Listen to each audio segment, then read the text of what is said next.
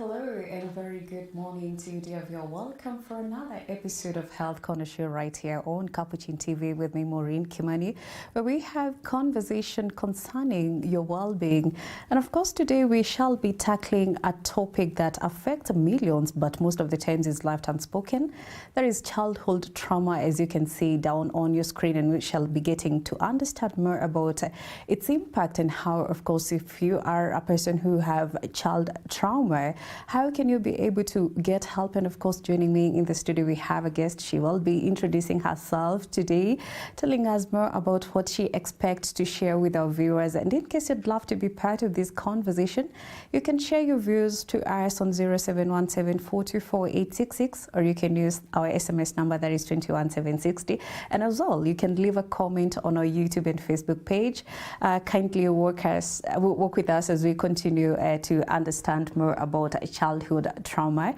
Allow me now to introduce my guest here. Hi. Hi. Good to see you. It's been a while. I'm very delighted to have you here on our Health Corner Show. But kindly, because it's almost a year, definitely, for the sake of our viewer who is joining us today, could you kindly introduce yourself, tell them who you are? Thank you very much, Maureen. My name is Veronica. I'm a mental health practitioner, and I'm delighted to be here today. Yes. All right, you're most welcome, Veronica, and thank you for making time to, help our viewers understand more about this topic. And when we talk about childhood trauma, could you kindly shed more light about what is it all about, and from your area of expertise, how do you understand it, and what can you be able to share to the viewers? Okay, thank you very much. Let me start with the WHO definition, which is acts of abuse and neglect happening anywhere below 18 years. Of course, when we talk about a child, we're talking about anywhere between 0 to 18 years. And there are so many acts of abuse. And when we talk about trauma, it's not only abuse. There are so many also issues that contribute to trauma.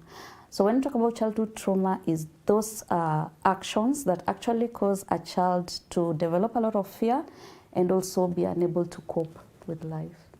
Yes. And why is it so important to have this conversation as you talk about mental health space is concerned? Yeah, our lives begin at childhood. So we are shaped in childhood. Our personalities are shaped in childhood.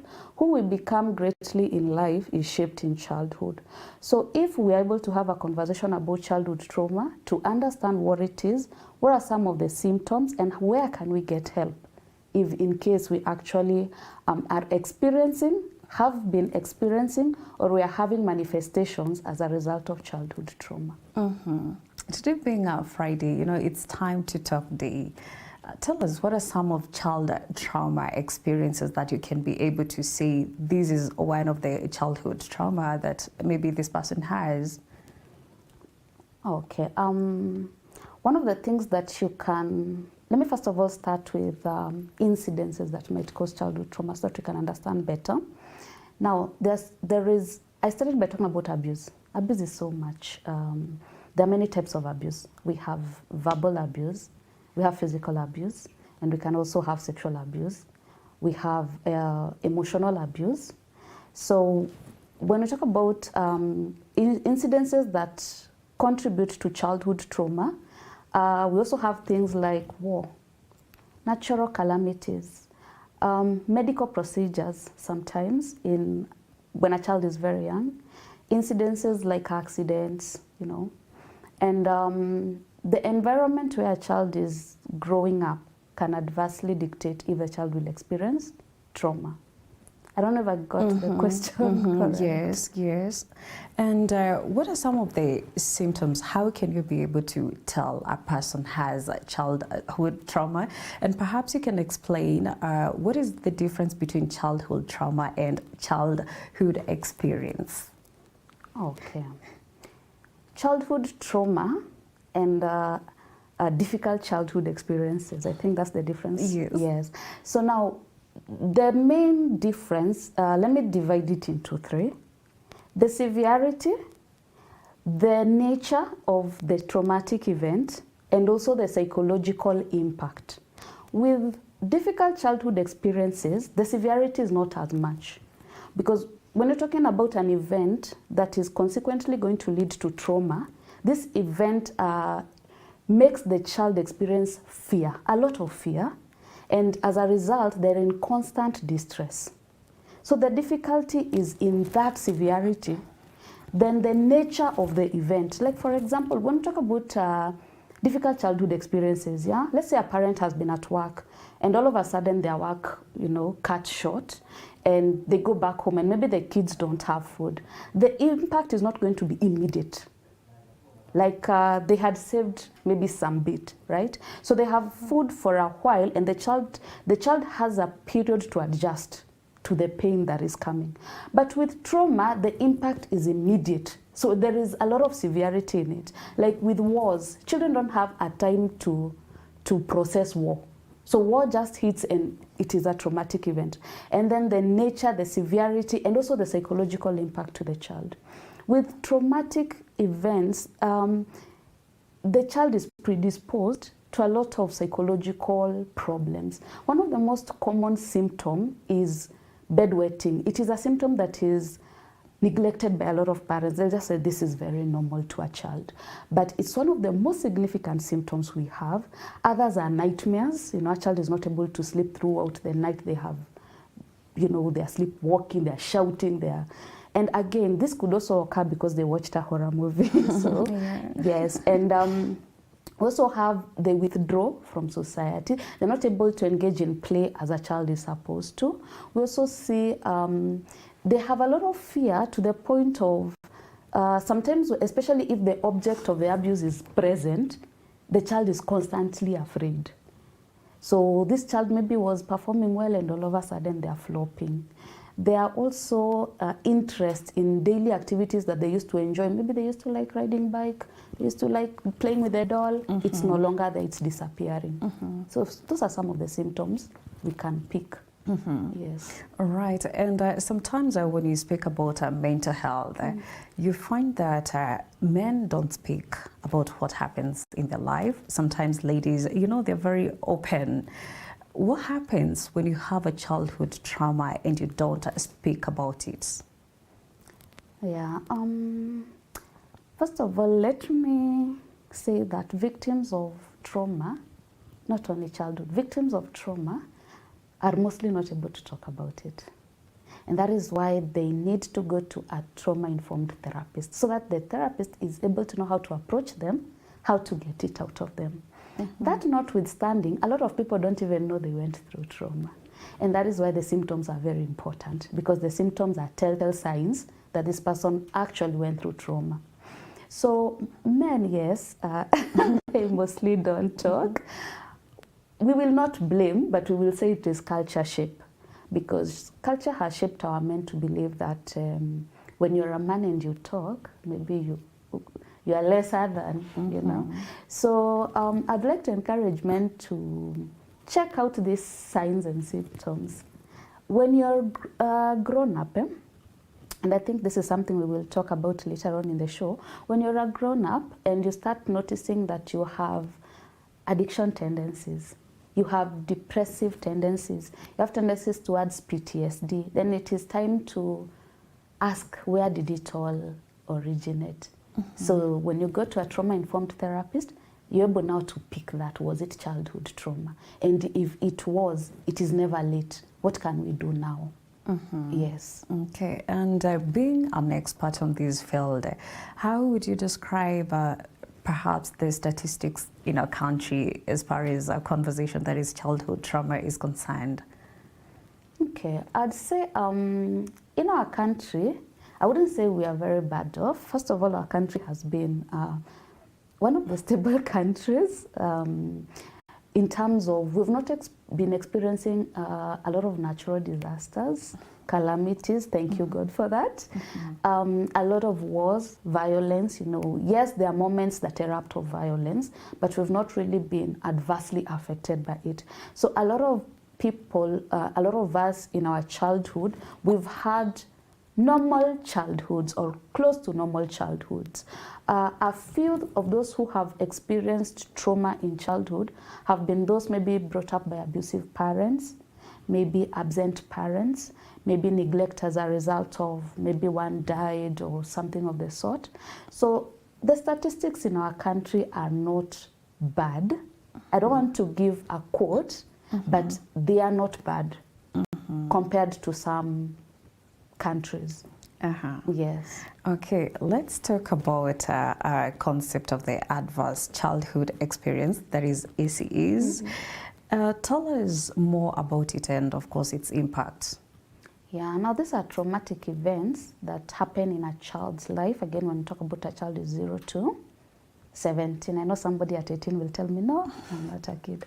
So 0 to 17 years, and which greatly impact the child's psychological development. And we're talking about events that lead a person to be very frightened, very distressed, and as a result end up exhibiting symptoms of PTSD. And most of the time we see it impacting their physiological life as well as their psychological life. ACEs are basically traumatic events. So it is just another name for trauma, traumatic childhood experiences. Yes. Okay, and you mentioned about PTSD. Perhaps for the sake of our viewers, they don't understand the term. You can explain, what does it stand for? Yeah, PTSD stands for post-traumatic stress disorder. So as you can hear from the definition, there's the word trauma. And it is a disorder that occurs as a result of trauma. So it is post-trauma. So post-traumatic stress disorder. The trauma that you experienced at one particular moment keeps recurring. And the symptoms recur. And they can go for as long as a lifetime. Yes. Okay, thank you so much, Veronica, for shedding light about our conversation today, that is childhood trauma. And perhaps you can talk about how does this childhood trauma affect a child's developing brain and body? Because you mentioned about when you talk about a child, we are talking about 0 to 17 years. So you can explain more about how does it affect when a child is, growing up? Yeah, so trauma greatly impairs cognitive functioning. We talk about cognitive functioning, we're talking about information processing, we're talking about memory, we're talking about cognition, we're talking about all these thinking processes and ability to even absorb. Now, children are in an age where they're going through education, right? That is the most predominant thing happening in their lives at that particular time. Talk about education, it's not only the school-based education, also the education around the culture, faith, what society is expecting of them. So now when a child has gone through a traumatic experience and it has greatly impaired their cognition, so they have difficulties with concentration. They have difficulties with memory retention. They have difficulties with emotion regulation. Actually, that's one of the most commonest signs, another one, that a child is not able to regulate their emotions. Wanachokozana kidogo, ako all over the place, Remember I've said trauma makes a person get very afraid. So constantly, this human being will be trying to protect themselves because trauma tells your body, we are always in danger, we are in danger. So you'll find them very erratic sometimes, or rather, they can also regress and pull away from society. Children are in an age of experimentation, exploration. They want to know. They develop initiative. This kind of child who has experienced trauma will be the complete opposite. And another symptom is now when it comes to their interaction even with their age mates, with their friends, even with their family members, there'll be that kind of a child who is withdrawn, very withdrawn. They are not having initiative. They look like they are always constantly uncertain of themselves. They're even constantly doing things, sometimes even to seek validation, because the trauma has also impaired their self-esteem. especially the sexual abuse trauma, and also that one that comes from things like physical abuse, you know. So, yes. And still on that question, how does childhood trauma manifest in child's behavior and relationship, especially when you take a look at the conversation in our country, the Gen Zs? You know, they just say marriage is a scam. Perhaps could it be a trauma experiences they went through, and that's why they are talking about marriage is a scam. They fear marriage, and of course, hot porridge. How do you maybe explain about that? Okay. Of course, experiences that people go through in childhood greatly shape how they see life, and their personalities, their ability to adapt and to manage their own lives. So the example of marriage, I wouldn't say I'm an expert in that area, but one of the things I can take as a psychologist standpoint that I can take is if a child has grown up in an abusive home, let's say the parents are constantly using substances, and then there is this throwing of words here and there. There is neglect. Sometimes, like you see, when parents are in substance use, let's say they are drinking, so it's a Friday or even it's whichever day, and they've left the kids. This one has gone to Dunda, the other side. The other one has gone to another Dunda, the other side. So kids are constantly alone. So these kids grow up feeling like the world is not a protected place, because a child, their mind has not yet grown to a point where they can interpret some things. And that is why parents are there, for protection, for covering. And children's mind look at parents as protection. You know, even if you go to the jungle with your kid and you're there and a lion comes, they will not see the lion, they will see the bigness of their mother. You know, like, mom can beat this lion. So when children are constantly neglected, that sense of the world is not a safe space starts growing in them. So as a result, when they grow up, if they grew up feeling the world is not safe, why will they want to bring people to an unsafe world? Yes. Some of them will also look at maybe marriage as a scam, because they constantly saw their father beating their mother. So if this is a girl, she will be like, all men beat women. Or if it is a guy, because gender-based violence happens both ways, yeah? So if it is a guy who's been battered before the kids, or the woman is constantly throwing words, you know, shouting, screaming, yelling at the husband before the kids, then the men will also grow up, you know, looking like they're cocooned. Because why should I marry and women are shouters? Women constantly make noise. Women are a danger zone. So yes, if people have experienced childhood trauma, it could actually make them fear these responsibilities later on in life. Yeah. Okay, and just to interrupt, we have a question from Mike here, and he says, good morning. Is there a link between childhood trauma and ADHD symptoms, and how can we as parents and caregiver differentiate between the two when supporting a child? That's the first question. And of course we have another question: can being constantly dismissed or ignored in childhood, like ignoring them when they raise their hands at school, church, lead to low self-esteem or emotional suppression in adulthood? Yes. Very beautiful questions there. Amazing Yeah, questions. thank you so much, Mike. Let me talk about, first of all, the link between childhood trauma and ADHD. ADHD, for maybe those who do not know, is attention deficit hyperactivity disorder. Now, let's first of all differentiate the fact that childhood trauma is not a disorder. It is a set of events that take place in a child's life. So one of the effects of childhood trauma could be ADHD. I've said ADHD is attention deficit. Note the use of the words attention deficit hyperactivity disorder. So yes, it can cause. We have some of the symptoms of ADHD which include hyperactivity and sometimes also inability to concentrate, sometimes also short attention spans, sometimes also a child is starting this, then they stop midway, they go to do something else, they stop that midway, they go to do something else. So yes, it could develop from childhood trauma. The second question was on...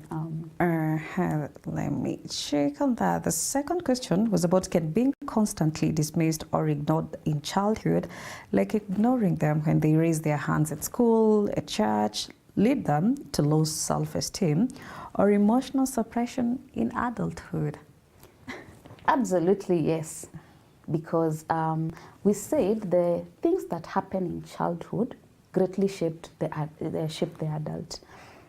One of the things we need to discover is that children are new people in this world. So they need orientation, right? The kind of orientation we give them, because they're just walking into the world. So we call parents primary caregivers. Nowadays we also have other primary caregivers who are teachers, right? And even like, for example, in the Catholic Church, they also go for catechism. So again, the catechism teachers and all those ones who bring them up. So when a child is here and maybe they are trying to, like, anainua mkono anajibu swali, and maybe the answer was not correct, right? But as a teacher, instead of me politely trying to show the child that that answer was not correct, I lash out. So if that happens constantly, it becomes part of childhood trauma.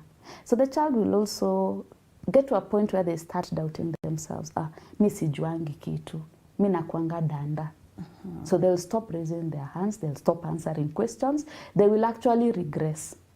And I've seen this particularly even when we were growing up, where some of the teachers will tend to give priority to some students and leave out others. So this child who is constantly being praised, they grow up, they have a high self-esteem, they're able to express themselves, and even when they are wrong, they're able to, you know, go through it.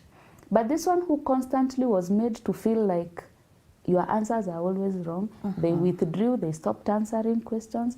As they grow up, definitely they start regressing, they start withdrawing, and they might be people with very good ideas, but they will never bring forth those ideas because they were meant to develop the feeling that they're never good enough. So we always need to be very careful how we deal with children because we are shaping who they become. Yes. And I think the best way we can do it is to pay attention even to the little details about them, and of course give them equal opportunity, not just, you know, being very specific to a certain child, and to ensure that you give them a space environment to even express themselves when they want to. Allow me to take you back on our topic about how childhood trauma can manifest even in relationship. Let me ask you, could it be the case why you hear some saying, this guy, my boyfriend is very narcissistic, my girlfriend is very narcissistic? Could it be the case, maybe you have gone through some traumas in your past, for example, like you mentioned about coming from a violent, you know, family where you did grow up seeing your dad beating your mom. Could it be the case now it's manifesting in future and now you don't even know how to treat your girlfriend well or even your boyfriend? Could it be that the case? Yes, that can or cannot be the case, because you've given a very particular example of a narcissist, and narcissism is actually a disorder. Again, I also want to clarify to the viewers back that childhood trauma is a set of events that take place, right? So these events can now predispose people to develop these personalities later on in life. A narcissist is a person who is very full of themselves, very grandiose. And yes, a certain way of being treated in childhood can actually lead to development of certain symptoms. Like, for example, a child who is constantly neglected, they might get to a point where they decide to love themselves. So they get so full of themselves that other people cease to exist. So everything is about them. A narcissist, maybe for the viewer, this particular person does not care about other people. Everything is about them. A narcissist is very grandiose. A narcissist will constantly use people to their advantage. They're full of manipulation. Everything they do is about them. You can even have a narcissist as a friend, but you to them, you are just, we call it feeding. We, in psychology, we say that a narcissist feeds off other people. So you are a supply to them. Ukifika, your expiry date of supply, they cut you off, they get another supply. So a person going through a traumatic event as a child can actually lead to development of some of these personality tendencies. Yes, but we're not saying that that is the exhaustive cause of that disorder. Yes. That is well elaborated. And we have another question here for you. Well, I can see people are very engaging in this conversation. How do we address childhood trauma in a society where everything is spiritualized and people are told just pray instead of seeking therapy or emotional support? That's a very good question there. It's an amazing good question, and I want to go back to the scriptures.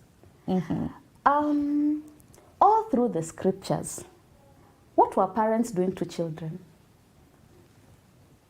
Were they telling them to pray, pray, pray? They were bringing up children.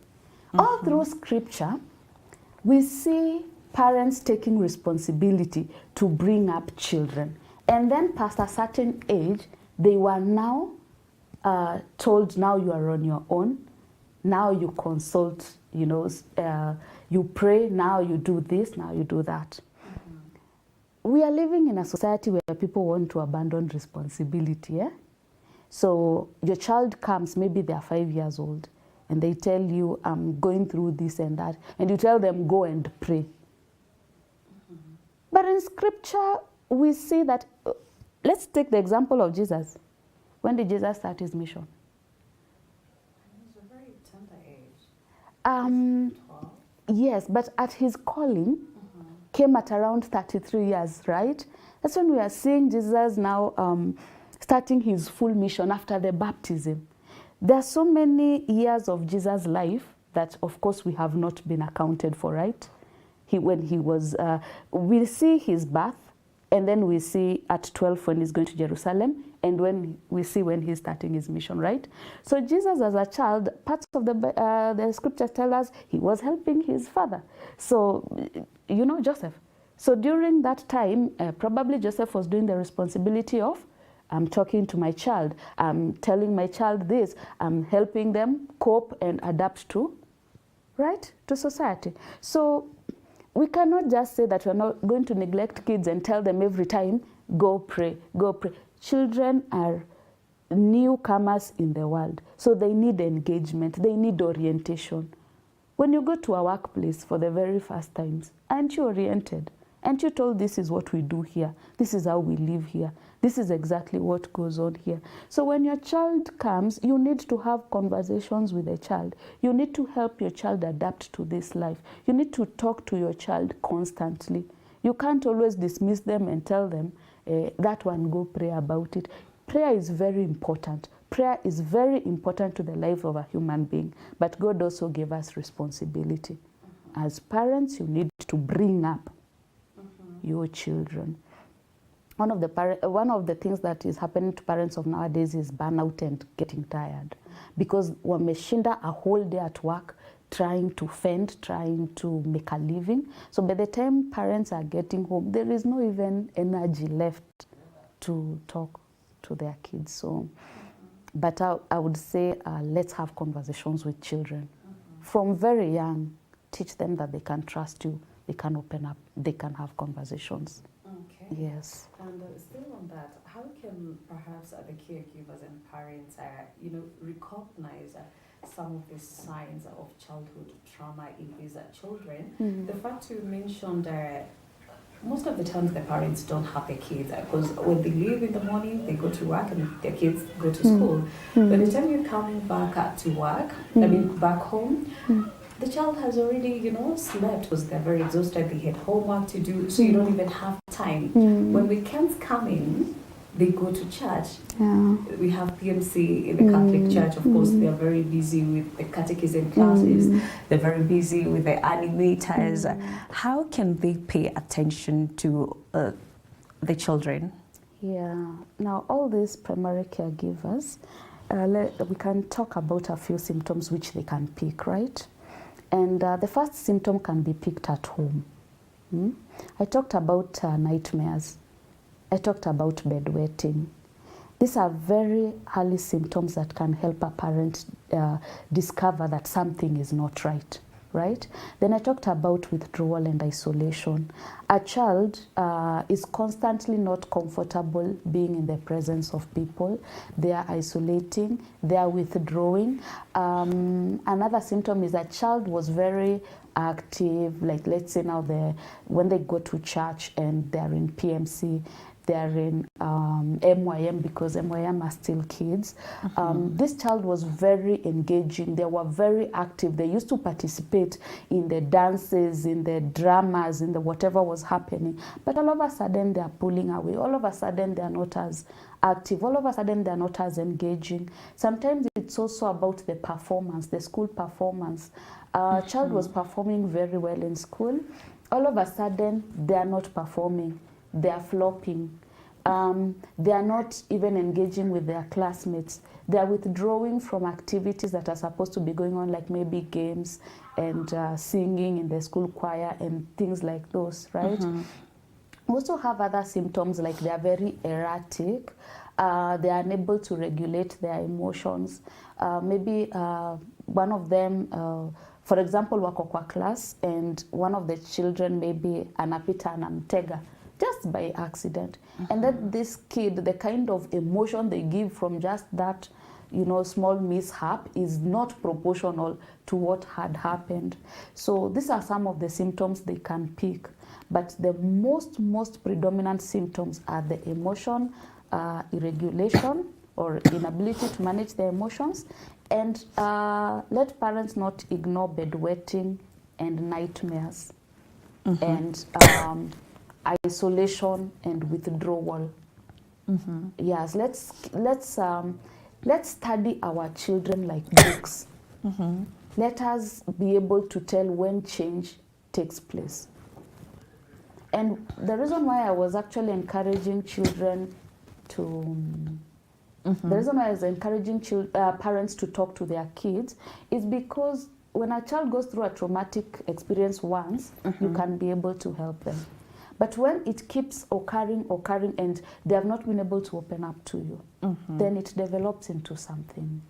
Okay. Yes. All right. Thank you so much, Veronica, for that beautiful insights that you've been able to share on our segment. That is a Health Corner show right here as we have a conversation about childhood trauma. And we shall, of course, continue unpacking this critical issue when we come back after this short break. In case you have any question that you'd love to ask our guest here today, please do share with us on our SMS number, and of course you can leave a comment on YouTube and Facebook page, and we shall be getting back to you. But stay tuned, don't go far, we'll be right back in just a few.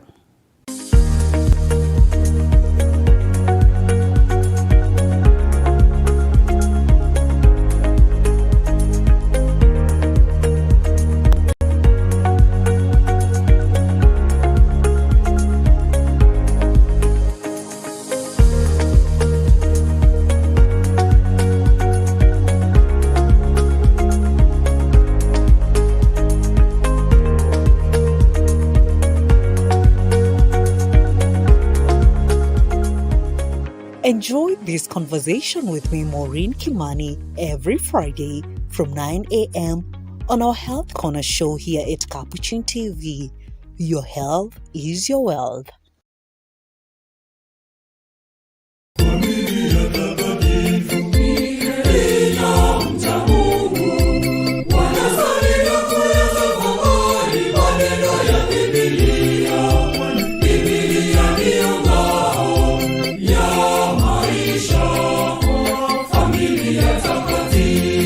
Here at Capuchin TV, we continue to celebrate and share the joys and blessings of the Jubilee year, one dinary at a time, and so far so good. January, St. Josephine Bakita Dinari Githurai.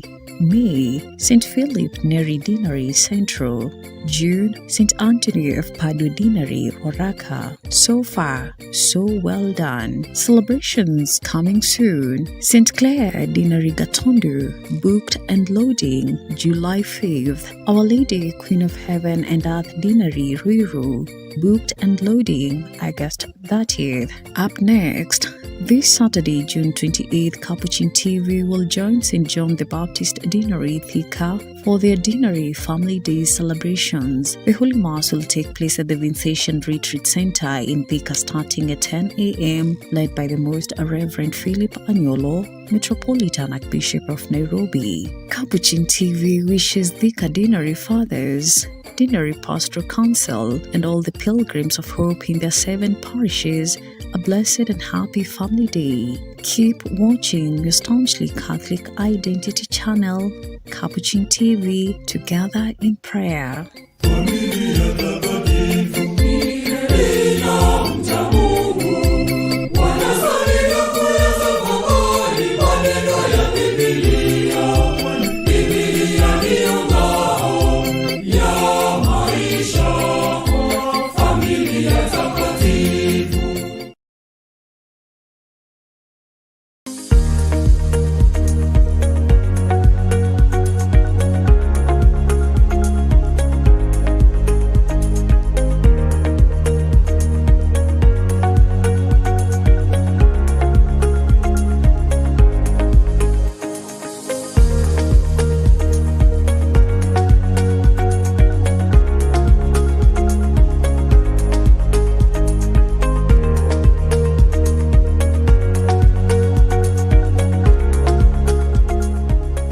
Enjoy this conversation with me, Maureen Kimani, every Friday from 9 a.m. on our Health Corner show here at Capuchin TV. Your health is your wealth.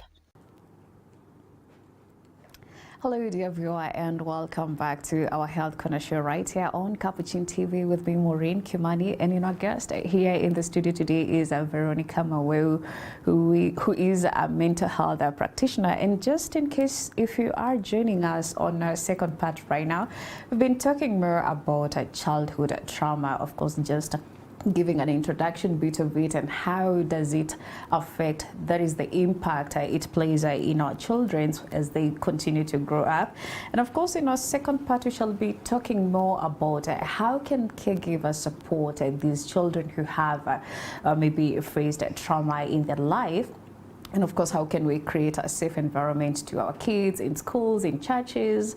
And just welcome to our second part. In case you still have any question, please do not hesitate to send it to us and we shall be getting back to you as soon as we have that question. And you can also tell us, where are you watching us from as you enjoy this conversation?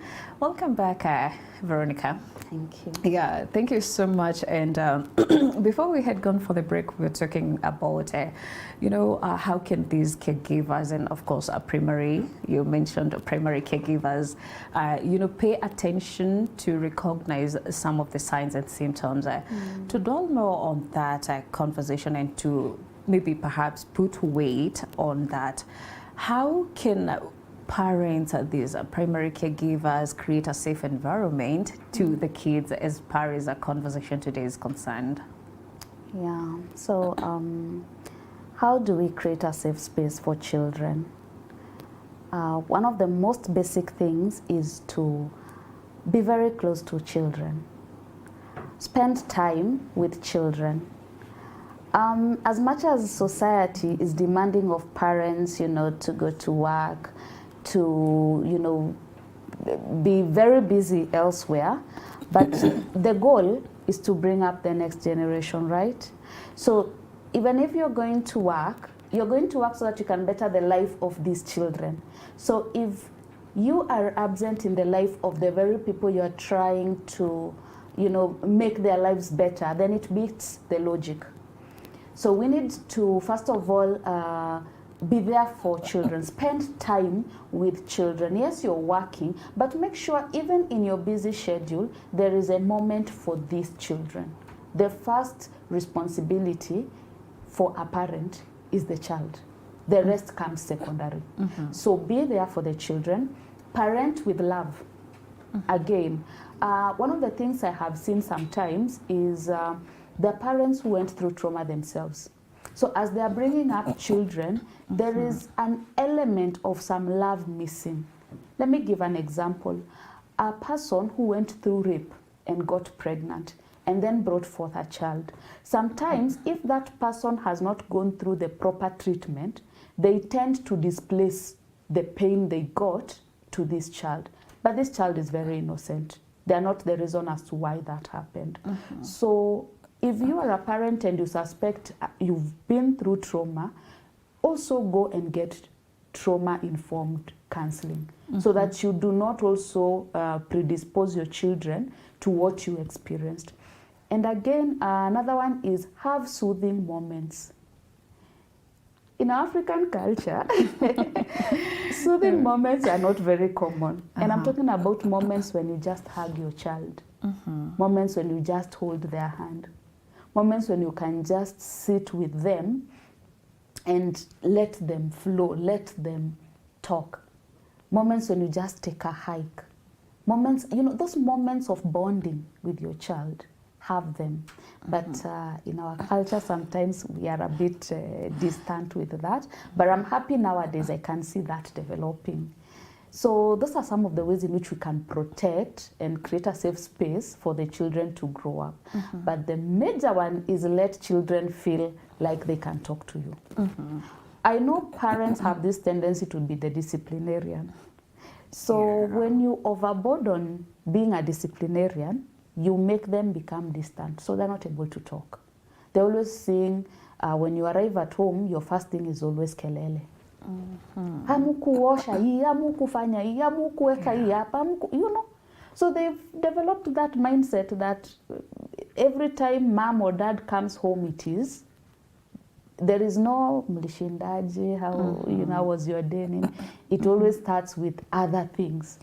So let's minimize that and create an environment where kids can feel able to talk, able to open up. And that way, in case something happened to them, you are the first person they come and tell. Yes. Okay, and I love that you talked about having these kids who have gone through trauma, especially if you went through a rape. And you find that the society have these, you know, there is a lot of stigmatization when it comes to trauma experiences. When they see you, they'll start, you know, backbiting and whispering, you say that child was born blah, blah, blah, blah, blah, blah. How can community and society, you know, of course, create a safe environment too and support these children who have gone through such experiences? Instead of pointing at them, you support them, you encourage them, and you show them that that is not the end of life. There is something better coming in future. How can they work together with communities, with church, and of course with schools? Yes, thank you very much for mentioning about stigma. One of the things that complicates trauma is stigma. And as you've mentioned rightly, when children have gone through a traumatic incident, there's a lot of sometimes stigma associated to the experience. Yet the child is not the one who made themselves go through that experience. One of the things that society needs to discover is, unfortunately, traumatic events can happen to anyone. Just because you never went through a traumatic event does not mean that you are the saved ones, you know, like the ones who, we are all living in this common world, and what somebody has experienced, you can also experience. It is by grace that you did not experience what another person experienced. So with that in mind, let us be kind, let us be compassionate, humanly, you know, to embrace these people, to embrace people who've gone through traumatic incidences. One of the causes of trauma, for example, is children growing up in a place where there is something like like, you know, xenophobia. I know those are things that have not happened in Kenya. Things like racism, you know, those are some of the causes of childhood trauma. Now, such a person did not wish, like for example, if I'm in a place and maybe I'm black and people are racist, I'm not the one who chose to be born in this race, right? Yeah. We all grew up and found ourselves somewhere. So one of the things we need to discover is we are all human beings, and it doesn't matter what somebody went through. How we can contribute to the well-being of this person is making them realize that you are not the cause of whatever you went through. You are not the reason why it happened to you. For example, I see this conversation with people sometimes online where they are like, somebody got raped, it is how you were dressed. So how was a 12-year-old dressed? How was a 6-year-old child dressed for them to get raped? So let's stop running away from the reality. The reality is traumatic incidences have nothing to do with the victim. It is not the victim who propagated the traumatic incident to happen. So what we can do is embrace them. In schools, schools are some of the avenues where teachers are able to pick children who are exhibiting childhood trauma. And teachers have gone through this training. So they are able to understand, they're able to pick, they're able to see. So I would also encourage parents to also be very close with the teachers of their children, because teachers are able to pick, and thus they're able to communicate to the parent, the child is exhibiting A, B, C, D. So they are able to come together and find a solution. And as I mentioned earlier, we have what we call trauma-informed therapists. Not just any counselor can handle trauma. We have trauma-informed therapy, trauma-informed care. So they are also able to find such people, find such therapists, and intervene early if there is need for it. Yes. All right. And talking about social media in this century that we are at, I understand it has a very huge influence. And how can parents be able to filter what their kids see online?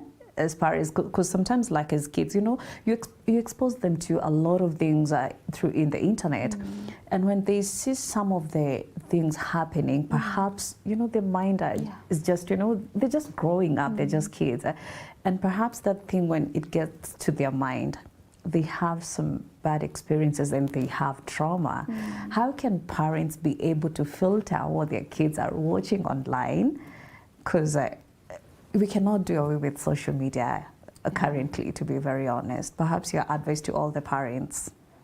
Yeah, well, one of the things that is also commonly told is let's minimize screen time. I know even right now we're on screen, but you're on screen doing something that is beneficial. Not everything on screen is beneficial. So how about we minimize screen time, number one. There's a lot of overflow of information, and our brains can only process what they can process at a time. So how about we also be selective with what these kids are going to watch? And then don't bombard children with a lot of information. One of the things that social media does, it bombards.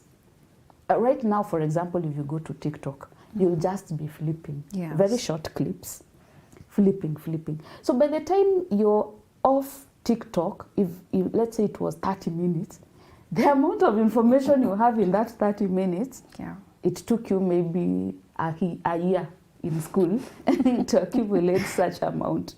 So we are living in an era where there is an overflow of information. Overflow of information means sometimes there is no regulation. Everybody, and I keep telling people, everybody is out there posting. You know, in the era of when people used to publish books, there used to be regulation. The book had to go through certain processes for it to be allowed to be in the public and be read. Nowadays, you don't need to regulate me. I'll wake up and post whatever I think I want to post. Somebody else will read what I have posted. So not every information is online is beneficial, is true, can be justified, and is even intended for the well-being of your child. A lot of information is destructive. So one of the things is, one of the important things is limit what time they have with this social media. Then talk to them about it. I was seeing an article online where there was a game, a certain game abroad, where kids used to play this game and then they go and commit suicide. Yeah, like the game was structured in a way that after several, games and episodes, then you're supposed to commit suicide. So some things parents don't know. They just think, oh, my child is downloading a game. At least they are busy with the game. I can do other things. Not knowing that the very game you think they are playing is actually leading them down a destructive path. So also be very careful with what they are doing online. Let them be your friend and tell you what they are doing online. And then download things that when they want to watch are beneficial things. Go to places on the internet that are building. Because on the same internet, we have a Bible. On the same internet, we have priests preaching, right? On the same internet, we have choirs singing. On the same internet, we have MYM, PMC, acting and performing. How about our kids watch these ones instead of us just letting them be? Something else is also when we are watching violent things, like let me use an example of the news nowadays, like the news that has happened from the day of demonstrations and maybe yesterday, today, for example, right? Whatever was depicted was destructive to very young minds. When we are doing something, we are doing it because we are grown-ups. We are grown-ups, we're understanding what we are doing. We tend to forget that the young minds are not able to process. A young mind is not able to process what is happening. So these kids are seeing us throwing tear gas canisters. They are seeing us ravaging a place. They are seeing us burning something. They are being traumatized. As we are able to process, them they are not able to process. This child is going to grow up with a traumatic, they're going to develop trauma as a result of it. They're going to start feeling afraid. They're going to have distress. We will not see the distress right now, but it is going to take place. So if this event keeps repeating itself, we are bringing up a generation of traumatized people without us knowing. They may either act the way we have acted, not because they are trying to fight for a right, but because we modeled them into it, or they might grow up very afraid to ever even request for their rights. So again, when we are watching something like maybe the news that is showing us, the demonstrations going on, let's shield the children. You can watch, you are able to process. Do not allow the children to watch. They are not able to process. They are not able to understand what's going on. And that is when you start discovering they are bedwetting, they are having nightmares. That is not healthy for a developing mind. Yes. All right, beautiful. And just to an observation that I've also noticed that when you even go to gathering, when a child cries, the firstest thing a mother does is giving them the phone, scroll, as long as you're not crying, you're not, distracting me, whatever I'm doing. So it's a very good thing that you mentioned about so that parents can be able to, pay attention and at least be there for your child. And always, let's be careful on what we expose our children to. So thank you very much, Veronica, for sharing those invaluable insights on childhood trauma. And you could tell our viewers have already enjoyed the conversation through the questions that we're getting. And just to appreciate, because our time is up, just to appreciate the people who were following, of course, the conversation. We have Robin Chege, we have Maweu following from Tabaka Parish, we have David Bagen following the conversation, and lastly we have Pastor Henry Ayora from Bogota. Mark me present. All right, thank you so much to all of you who have made this episode a success, and of course to Kevin Chariot, I can see as well you're sending a message. We have Mike. We appreciate your time and your feedback right here at Capuchin TV. Thank you so much, Veronica, once again. And may God bless you all. And let's make sure that we don't just stay with this conversation and information that we have. Kindly share these information to your loved one and of course to your society. In case you know a person who has gone through a trauma, please do not hesitate to reach out to Veronica and of course to other maybe perhaps areas, and even talk to your pastors and talk to your priest so that they can be able to get the help they deserve to continue living. And sharing is very beautiful. So once they share something, you feel that you have offloaded yourself and you feel free. So let us support our loved one and all those who have gone such experiences. And allow me to appreciate the Capuchin TV crew who are behind the scene. That is starting with Charles Malverton. We have Justus Okari, we have Peter Mwangi, we have Sami Bor. Thank you so much and wishing you a lovely day. See you next time. Keep it tuned at Capuchin TV.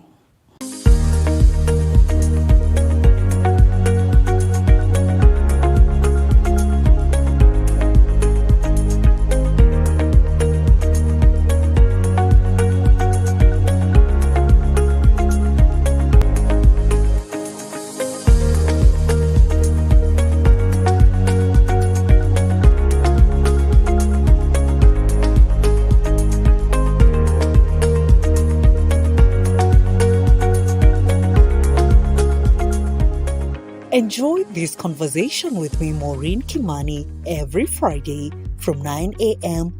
on our Health Corner show here at Capuchin TV. Your health is your wealth.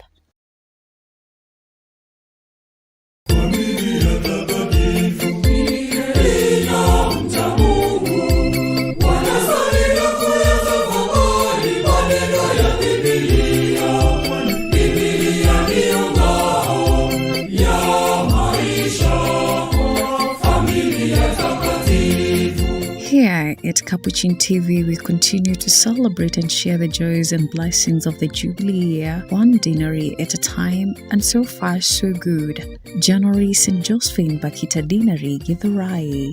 May, St. Philip Neri Dinari Central.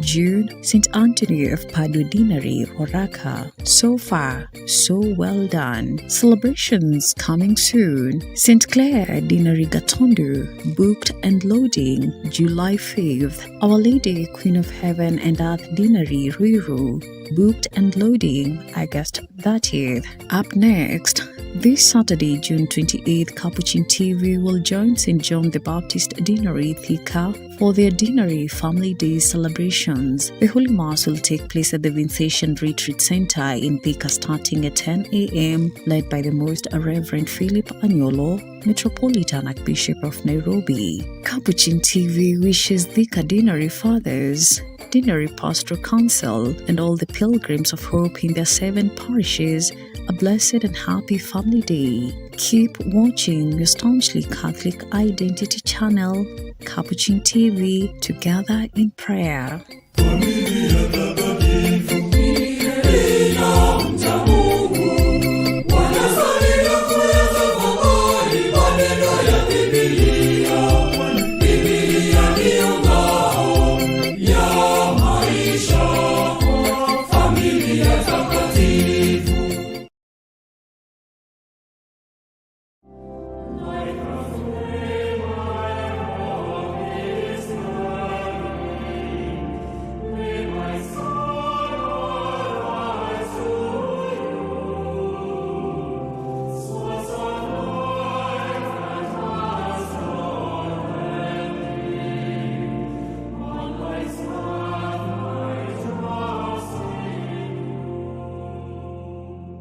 Father in heaven, may the faith you've given us in your Son, Jesus Christ, our brother, and the flame of charity enkindled in our hearts by the Holy Spirit, reawaken in us the blessed hope for the coming of your kingdom. May your grace transform us into tireless cultivators of the seeds of the gospel. May those seeds transform from within both humanity and the whole cosmos in the sure expectation of a new heaven and a new earth, when with the powers of evil vanquished, your glory will shine eternally. May the grace of the Jubilee reawaken in us pilgrims of hope, a yearning for the treasures of heaven.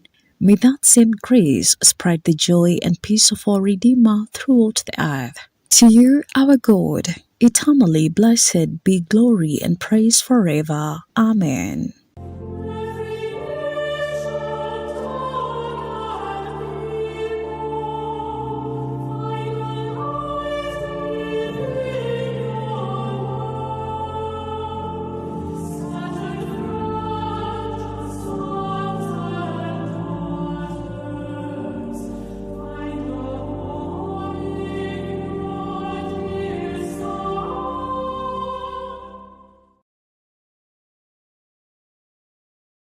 This June on Next Superstar. The pressure is on. We can only take on 16 contestants. It's vocal battles, show-stopping performances, but don't mean to make my name, and edge of your seat showdown. Baby, you got me like, oh. You select one person, and that is... Recharge your subscription on your current bouquet for 2 months and get upgraded to the next high bouquet for 60 days to watch the battle unfold. The search for Africa's next hit maker just got harder. Recharge your subscription today to never miss a moment. Authentic talent.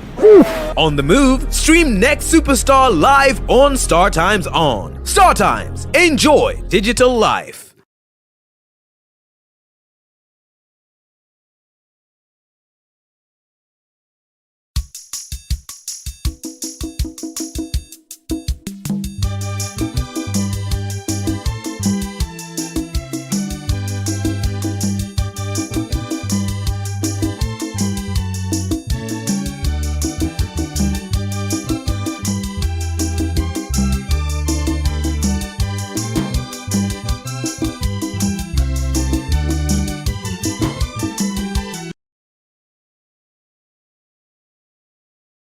Mama Maria, mama wa Mungu, tuombe, tusikilize sisi wanao,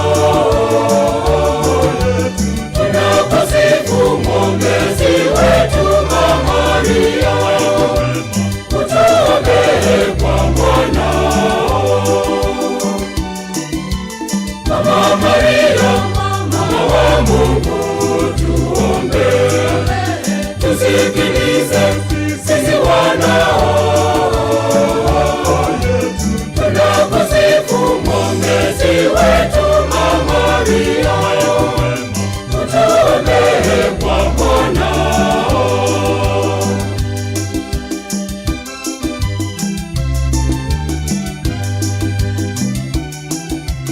Mama wa Mungu, mfariji mwema wetu, utuombee kwa mwanao Yesu Kristu Mwokozi, utufikishe mbinguni.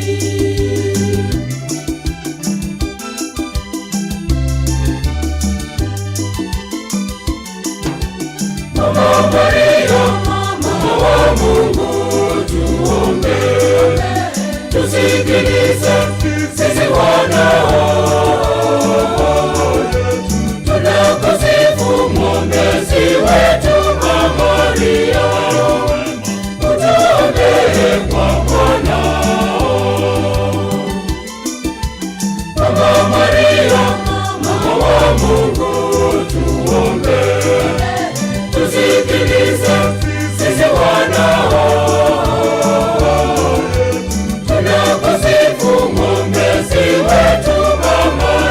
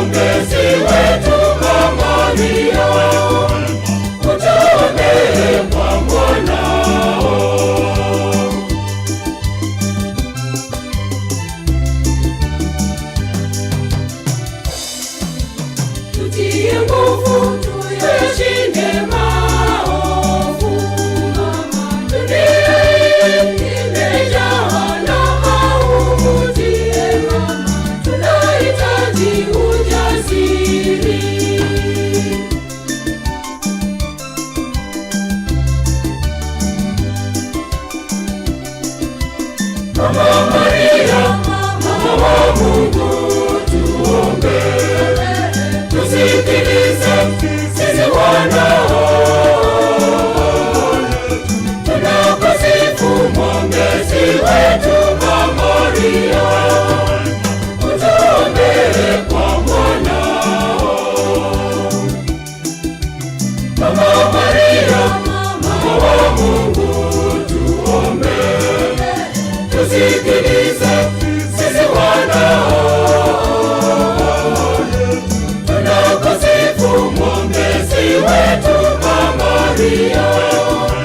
Utuombee kwa mwanao.